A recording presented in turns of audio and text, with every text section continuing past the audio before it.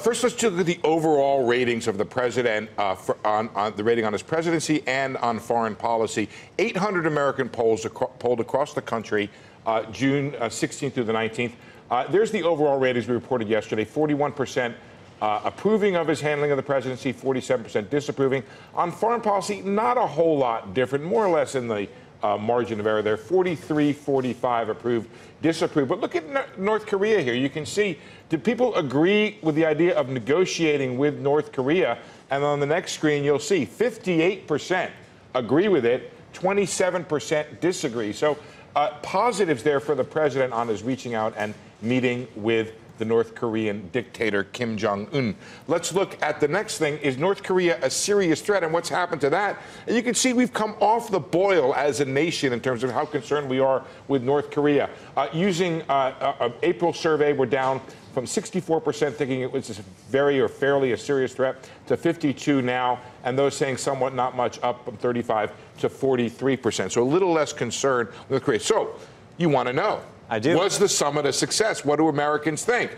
20-9, they say it was a success with 55%. Wow.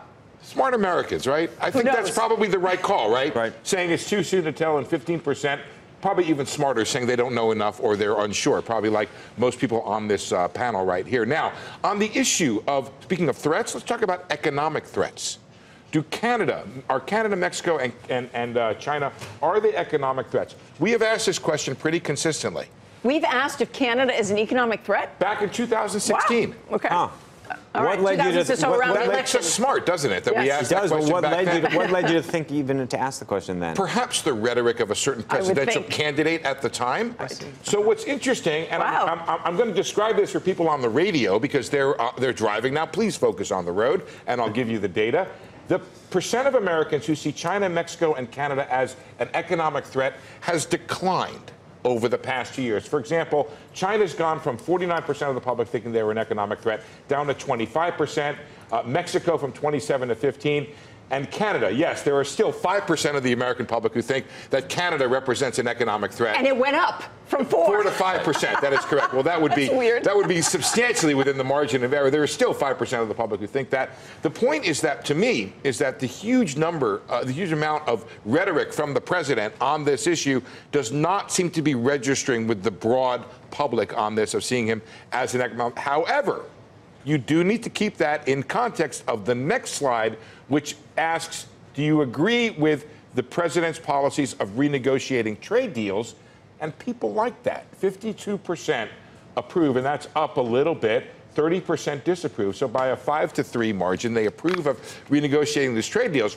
However, I don't have the numbers here, but when we ask about tariffs and taxes, there's still a plurality approving it, but less. They don't like that idea. So when you go from the conceptual to the specific, that's where you get some drop-off in support. So that's the story.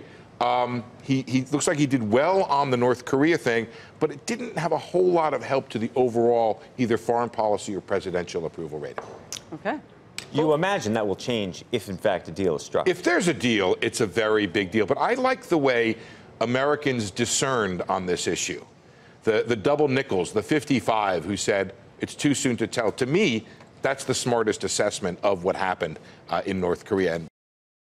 Hey there, thanks for checking out CNBC on YouTube. Be sure to subscribe to stay up to date on all of the day's biggest stories. You can also click on any of the videos around me to watch the latest from CNBC. Thanks for watching.